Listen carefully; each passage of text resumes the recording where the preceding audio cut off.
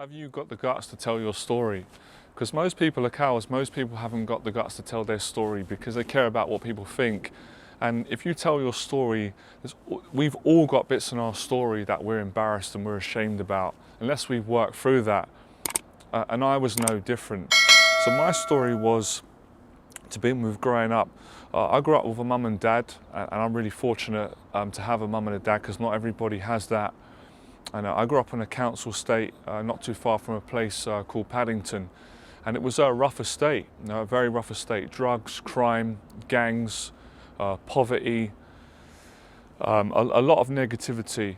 And also there was a lot of positive things as well. I had a lot of good memories. There were a lot of good people. There was a lot of football going on, sports. There was always a sense of excitement. There was a lot of graffiti, art. But it was a rough area. It was a rough area. You just couldn't walk into my area if you wasn't known. You get robbed. You get robbed, you get beaten up. So that's the environment that I grew up in as a kid. And I was always scared secretly inside, because every time you left the house, there was always a risk that you could lose your life, or at worst, you could get beaten up. And I got robbed so many times. You know, knives put to me, money taken, chased by gangs. I went through all that. Right, so that was the earlier part. Now, moving on to my education at school, I never enjoyed school for the most part. I didn't enjoy maths, that wasn't my subject. I didn't enjoy science.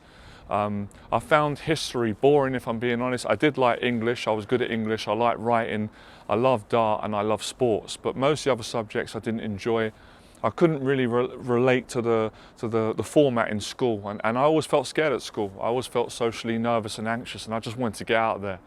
I just wanted to leave school. So the primary school I went to, Lady of Dola's, again was a rough school, mixed school, boys and girls.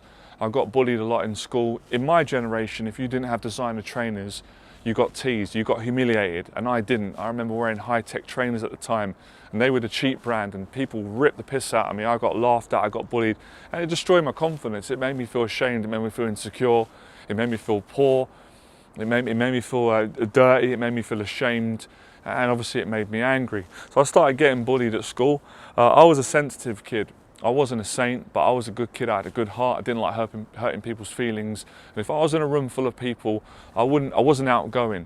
I could only really be outgoing when I felt comfortable with people and I trusted them. So trust was always an issue for me at a certain point growing up, because my trust had been broken by people robbing me, bullying me, calling me names, and seeing everyone got bullied in my school pretty much. Even the bullies would get bullied by someone that was, tougher than them. So bullying just became the norm to me, even though I didn't like it, and it terrified me. And it wasn't so much the physical side, it was more the psychological, the mental, it's the emotions that a bully brings up in you, if you allow them to. So because of the bullying and the anxiety, I couldn't concentrate in school. Even I wanted to pass, I wanted to make my parents proud, I wanted to get GCSEs, I wanted to go to college, I wanted to go to university, but it was, without making excuses.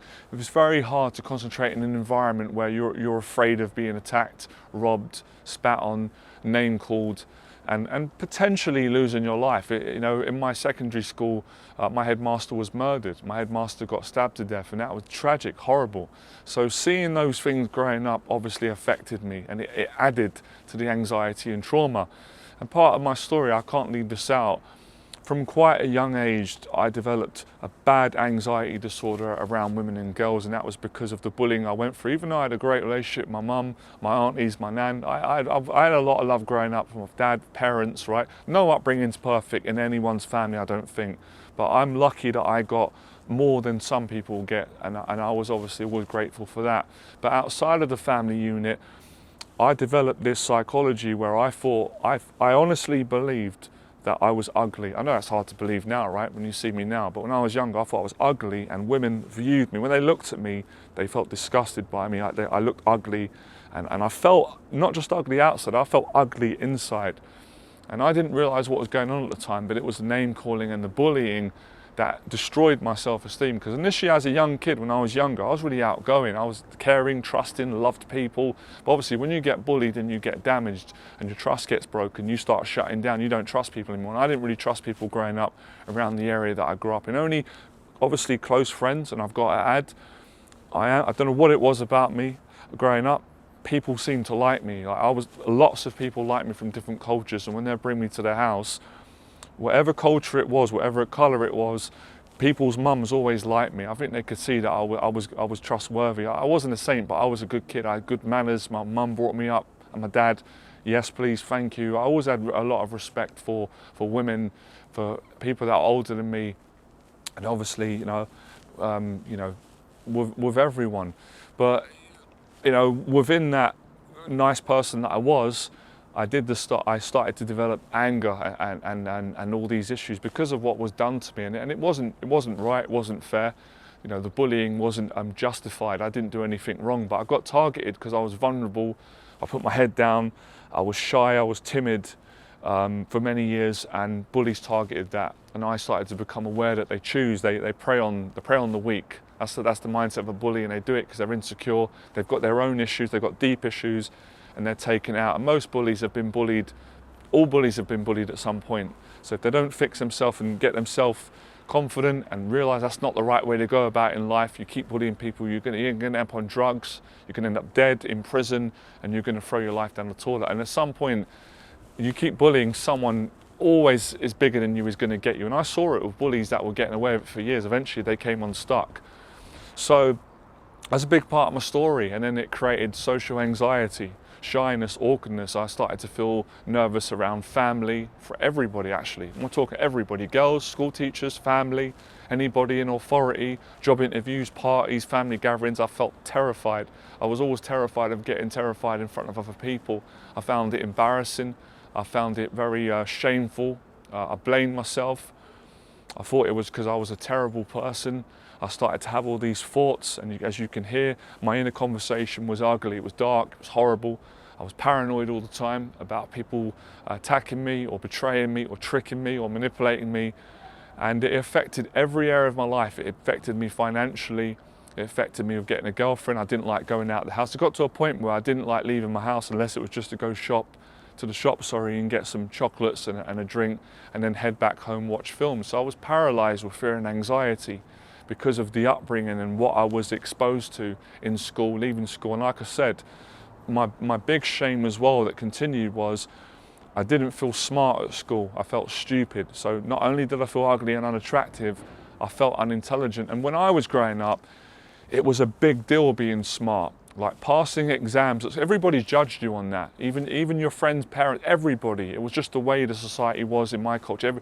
And I do, education's important, don't get me wrong, but people were far too judgmental on what grades you got, Parents want to be competitive with other parents' kids on who got the better grades. And I never really liked all that stuff. I didn't want to be like that and be so judgmental. So when you feel judged, you are self-conscious and you tread carefully, and that's how I started to be. I stopped expressing myself. I basically lost all my identity, lost my personality, which was God-given, which was a lovely guy, outgoing, comfortable in my own skin, and all that went down the toilet.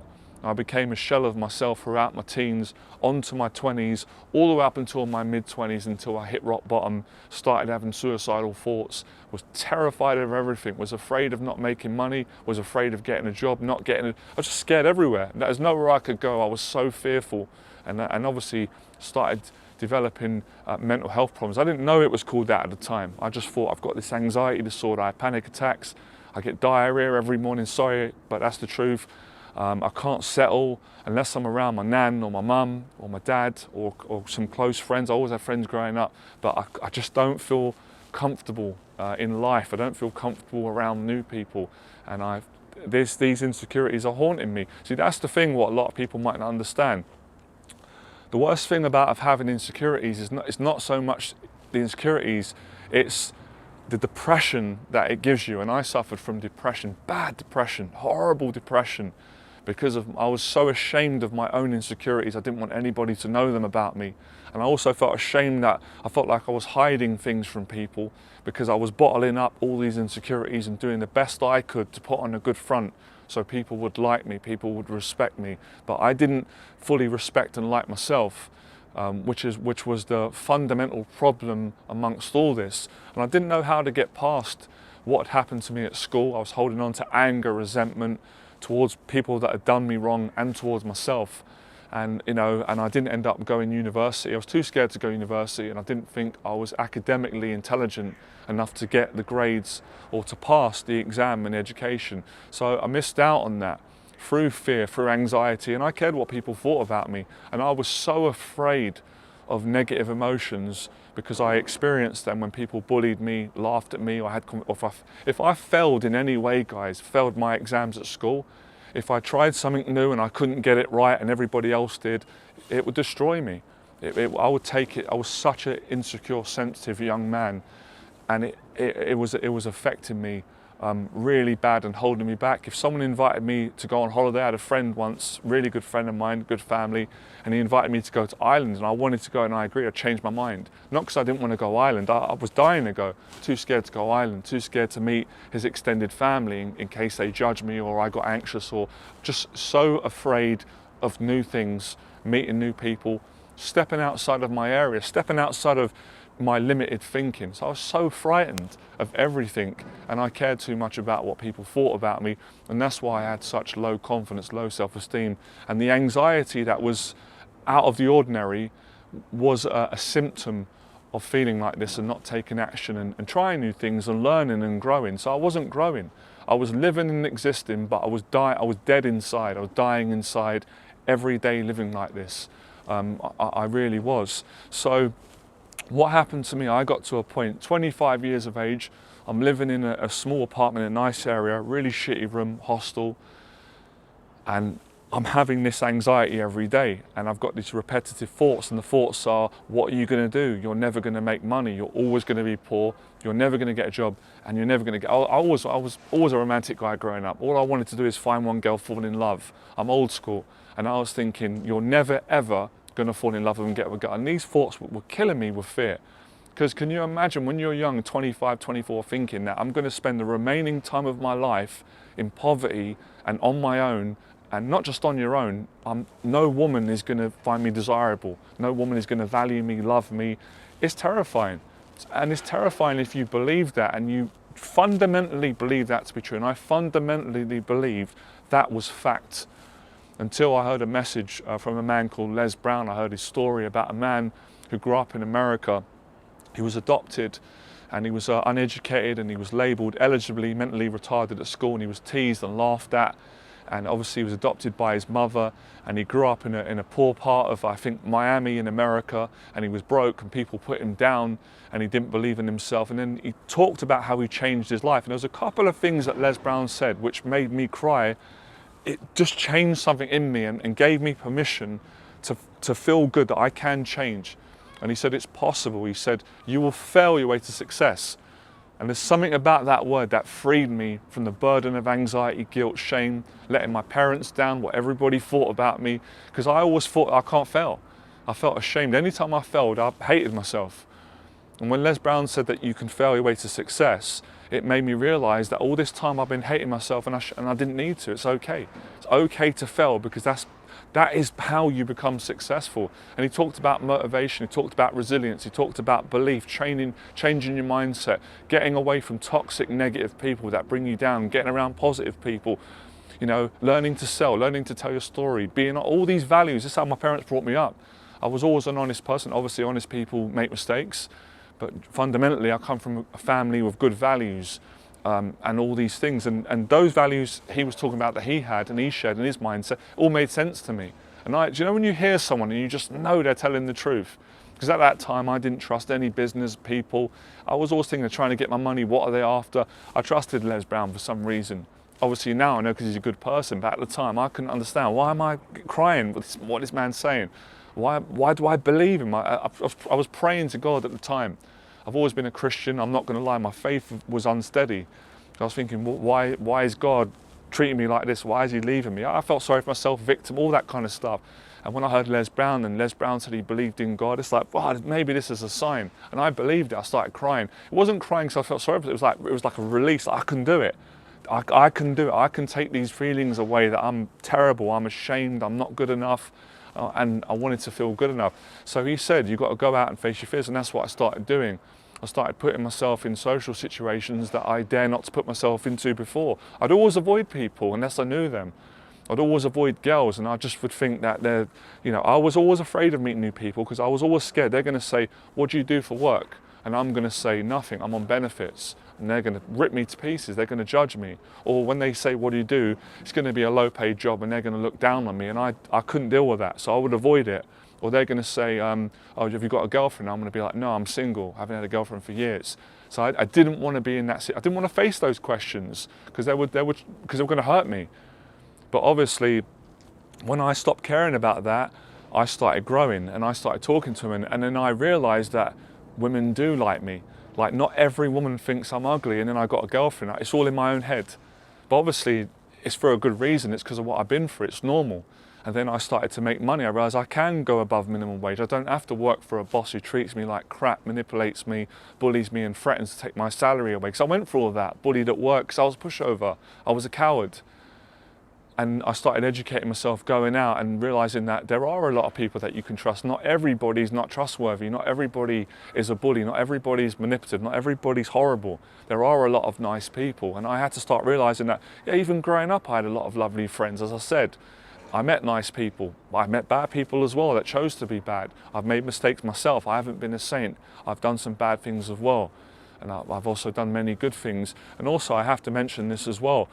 When I was in my early 20s, I developed an addiction to seeing prostitutes because I felt I've got no other option. A friend showed me it, but I take responsibility. I chose to do it, I'm not blaming him, and it became an addiction. And I was working at the time, which was great, trying to change my life around. I was getting better, but I had this low self-esteem, and even though I knew it was wrong and it made me feel ashamed, for a while I couldn't stop doing it. I was spending a lot of money because I was just dying for love, dying for affection from women, dying for closeness and intimacy, which I was too afraid to get because I didn't think I was worth it. I didn't think I could. And obviously, as I started gaining my confidence, I stopped that addiction. I stopped seeing prostitutes. I stopped going and doing those things. I stopped taking drugs. I stopped selling drugs. I got caught for selling drugs at 19, nearly went to prison. Thank God. God must have looked over me, gave me a chance. I stopped doing that. I started working out. I changed it. I stopped all those bad habits. I stopped getting into fights. So I packed all those addictions away. I stopped watching porn. I stopped seeing prostitutes. I stopped taking drugs. I stopped selling drugs. I stopped getting into fights. And I went down to the boxing gym and they made a man of me. And I learnt self-defense and I didn't get into fights anymore. And I cleaned my act up and the journey continued.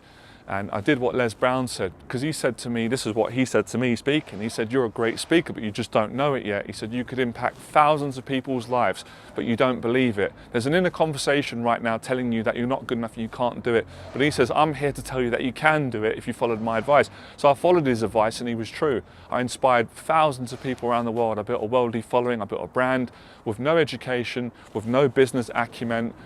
And I did it, and I found my way to success. I went to hundreds of business meetings, got over my social fears, started changing people's I started changing the prices eventually before it didn't slip, changed people's lives, started putting my prices up, and got a girlfriend, started doing public speaking. I went into every single area that frightened me, every single area where negative friends, bully, put me down. They put me down financially, they put me down, I changed everything. I watched Bruce Lee, learnt from him, built a good physique. I grew up watching Nigel Benn, Chris Eubanks, Collins, Tyson, Lennox Lewis, got down the boxing gym, had an amateur fight. I got beat, no excuses, but I'm glad I've done it. Learned a lot, learned about discipline, learned how to control fear, learned how to be a better person, respect people, but not let people take advantage of you, how to be fit, changed my diet, got in great shape. Every area that I went in, Les Brown, right to a T, I failed my way to success. I failed initially with women, I kept getting rejected, they kept not wanting to go out of me. Got a girlfriend eventually. I failed in business, figured it out, started making money, built a successful business, failed in public speaking, first talk, started stuttering, got embarrassed, dried up. Next week, went again, and I started being a fantastic speaker. Failed at YouTube when I started. I couldn't speak for more than a minute without stuttering and running out of what to say. Now, as you can see, I can speak for England.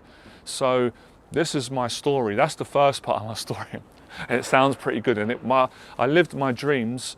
At 28, 29, I lived my dreams. Girl of my dreams, we moved into our own apartment. I was financially free, successful, dating and relationship expert, changed people's lives, made new friends, went on interviews, told my story. My life was just incredible.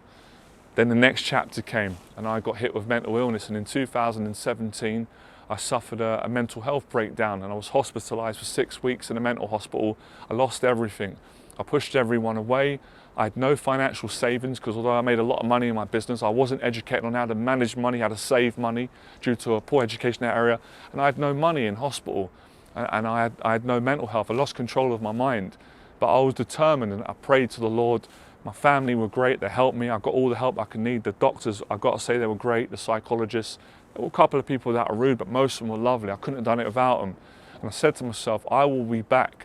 And in 2022, I'm not on medication. I'm in a great place mentally. I'm not on benefits anymore, and I'm running my own business. I'm living my dreams, doing confidence coaching. So this is the second chapter of my life, and that's why I've been putting out the boxing videos. So I've learned how to be resilient in life. I've learned how to turn failure into success. I've learned how to have the guts to speak about my insecurities as opposed to hiding them and putting on a brave front and being fake and pretending everything's going well. Now, of course, I still have challenges, but well, I think you get to know I'm straight. My life is going great. I'm in great shape. I'm almost 40 years of age. I'm passionate. I'm teaching. My programs are selling out. I've lost 25 pounds since COVID. I was able to change my diet, and I'm continuing to change lives. And my wider message on this channel is to educate, motivate, inspire, and help guys to build their confidence so they can be a better person and be successful, make more money, get a girlfriend, whatever it is that you want to do. You know, people have got different goals and aspirations, but you know, it's no different to me. So my question to you is, let me know in the box below, have you got the guts to tell your story? Because I've told you my story. I've not tried to hide. There's good bits in it and there's ugly bits in it. But any true account in a story is not going to be great. There's going to always be things in our story that we're not happy with. But I'm proud of where I've come from. I'm proud of how my parents have brought me up. I'm proud that I learned from my mistakes. And I turned around and become a better person. And everybody who put me down, who said I couldn't do it, look at me now, look what I've achieved. I knew that you were wrong, I didn't listen to you. So, you know, many people are going to do that. That's people, unfortunately. But people can be wonderful and people can be not so great.